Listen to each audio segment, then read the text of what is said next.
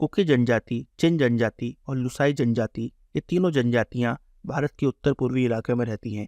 इसके अलावा ये जनजातियां म्यांमार और बांग्लादेश में भी रहती हैं। कुछ दिन पहले हम देखते हैं कि म्यांमार में चिन नेशनल आर्मी और म्यांमार की जो आर्मी है उनके बीच में झड़प हो जाती है, जिसके बाद चिन समुदाय के 5000 लोग भारत की सीमा में प्रवेश कर लेते हैं।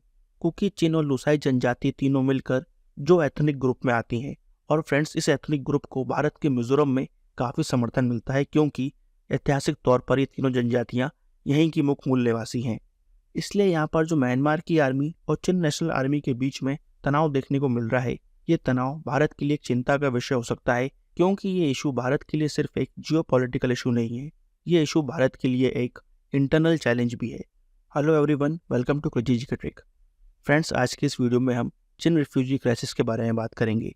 जो म्यांमार से चिन रिफ्यूजीज भारत में एंटर कर रहे हैं, इनके बारे में हम बात करेंगे। आखिरकार वो म्यांमार को क्यों छोड़ रहे हैं, इस मुद्दे को हम समझेंगे और इस मुद्दे की रूट कॉज क्या है उसको हम जानने की कोशिश करेंगे। और लास्ट में हम बात करेंगे इस क्राइसिस की वजह से इंडिया को क्या जियोपॉलिटिकल और इंटरनल चैलेंजेस फेस करने पड़ सकते हैं। आइए फ्रेंड्स, चालू करते हैं आज का सेशन और सबसे पहले बात करते हैं कि आखिरकार क्यों चिन रिफ्यूजीज भारत में आ रहे हैं। 1 फरवरी 2021 को म्यांमार की मिलिट्री वहाँ की जो डेमोक्रेटिकली इलेक्टेड गवर्नमेंट होती है उसको हटा देती है और जो सत्ता है उसको अपने हाथ में कर लेती है, यानी कि वहाँ पर मिलिट्री कूप हो जाता है। आर्मी रूल आने के बाद म्यांमार की जो स्थिति है वो दिन प्रतिदिन बिगड़ती जाती है। वहाँ पर जो सिविल राइट्स हैं, वहाँ पर जो ह्यूमन राइट्स हैं, वहाँ पर जो डेमोक्रेटिक राइट्स हैं, पॉलिटिकल राइट्स हैं, इन सभी राइट्स की अवहेलना की जाती है और नागरिकों के अधिकार धीरे धीरे कम होते चले जाते हैं। साथ में यहाँ पर एक खास बात ये देखने को मिलती है कि यहाँ पर जो माइनॉरिटी ग्रुप्स हैं, खासकर जो एथनिक माइनॉरिटीज़ हैं, रिलीजियस माइनॉरिटीज़ हैं, उनके साथ भेदभाव किया जाने लगता है और उनके साथ वायलेंस की घटना भी सामने आती है। कुछ समय पहले हमने देखा था कि म्यांमार से रोहिंग्या मुस्लिम्स भी म्यांमार छोड़कर भारत, बांग्लादेश और दूसरे देशों में शरणार्थी की तरह गए थे। इसी कड़ी में अब हम देखते हैं कि चिन शरणार्थी भारत में आ रहे हैं। चिन जनजाति के लोग भारत में भी रहते हैं। चिन जनजाति, कुकी जनजाति और लुसाई जनजाति, ये तीनों जनजाति एक ही एथनिक ग्रुप से आती हैं, जिसको हम जो एथनिक ग्रुप बोलते हैं। क्योंकि ये एक ही एथनिक ग्रुप से आते हैं, इसलिए इनका जो कल्चर है, इनकी जो संस्कृति है वो सेम है और इन तीनों जनजातियों के बीच एक नेचुरल बॉन्डिंग है। ये देखा गया है कि जब किसी भी जनजाति पर समस्या आती है तो ये जनजातियाँ एक दूसरे की मदद करती हैं, एक दूसरे को मॉरल सपोर्ट और मटेरियल सपोर्ट प्रोवाइड करने की कोशिश करती हैं। इसलिए हम देखते हैं कि चिन समुदाय के शरणार्थियों को भारत में सहयोग और सहायता मिल रही है। तो यहाँ पर यह बात तो समझ में आती है कि चिन शरणार्थी भारत का रुख क्यों कर रहे हैं।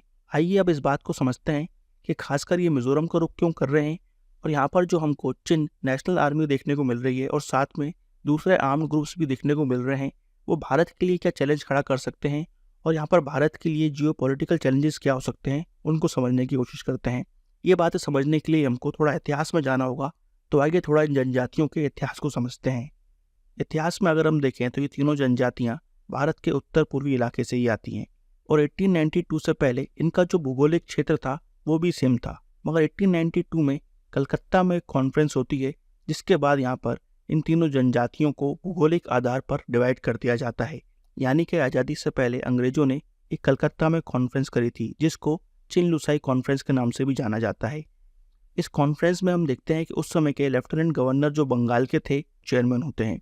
इस कॉन्फ्रेंस का जो बेसिक ऑब्जेक्टिव होता है वो यही होता है कि जो यहाँ पर हिली इलाके हैं बंगाल, आसाम और बर्मा के, उनको किस तरह से डिवाइड किया जाए ताकि प्रशासनिक तौर पर अंग्रेजों को आसानी हो।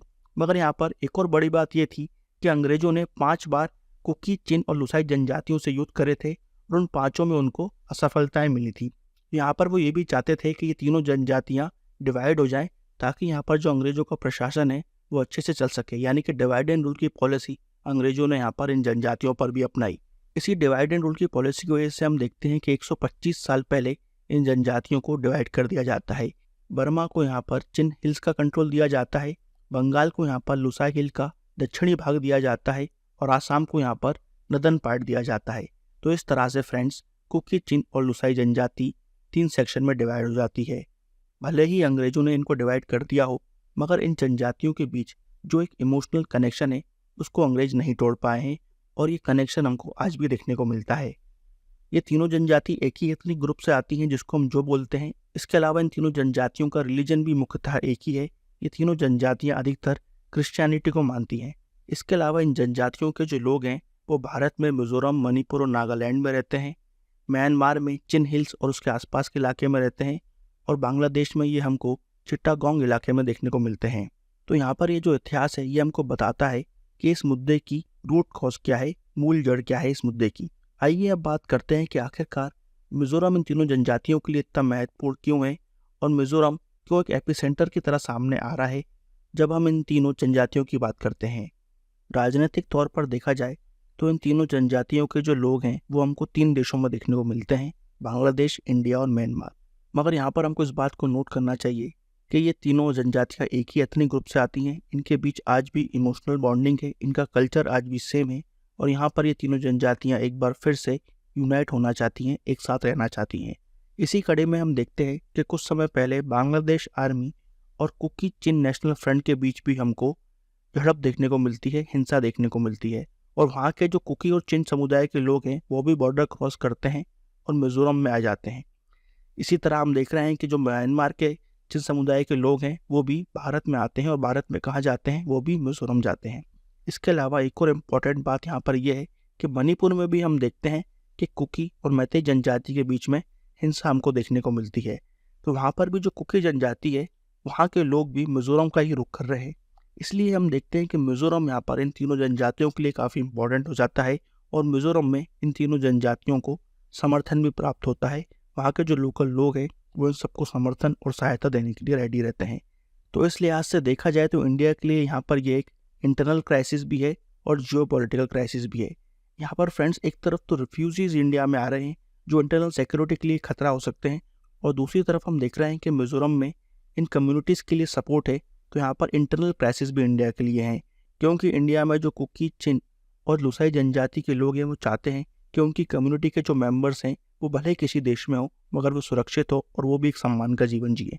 तो यहाँ पर इंडिया के लिए एक बहुत बड़ा चैलेंज हो सकता है। इसके अलावा यहाँ पर एक और चिंता की बात यह है कि इन कम्युनिटीज़ के हमको आर्म्ड ग्रुप्स देखने को मिलते हैं। यहाँ पर बांग्लादेश में कुकी चिन नेशनल फ्रंट है और म्यांमार में चिन नेशनल फ्रंट है। इसके अलावा बहुत सारे सपोर्टर ग्रुप्स भी इनके साथ हैं, जिसमें प्रमुख है पीपल्स डिफेंस आर्मी। तो यहाँ पर इन जनजातियों के पास हथियार भी हैं, जो कि एक बहुत चिंता का विषय है, क्योंकि हम सभी जानते हैं कि जब भी हिंसा होती है तो वो किसी भी समुदाय या किसी भी समाज के लिए लाभदायक नहीं होती है।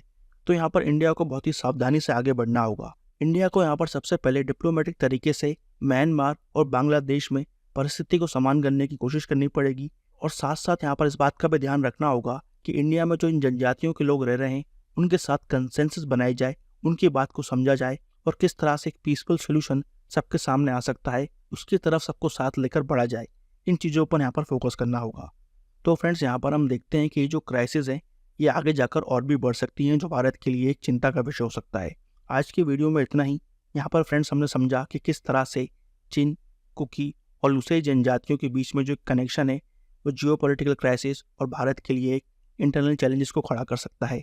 आई होप आपको आज का ये वीडियो इन्फॉर्मेटिव लगा होगा। ऐसे और वीडियोस देखने के लिए फ्रेंड्स इस वीडियो को लाइक और शेयर जरूर करें, और अगर आपने हमारे चैनल को सब्सक्राइब नहीं किया है तो हमारे चैनल को सब्सक्राइब करें। मिलेंगे फ्रेंड्स नेक्स्ट वीडियो में। जब तक के लिए bye bye and take care.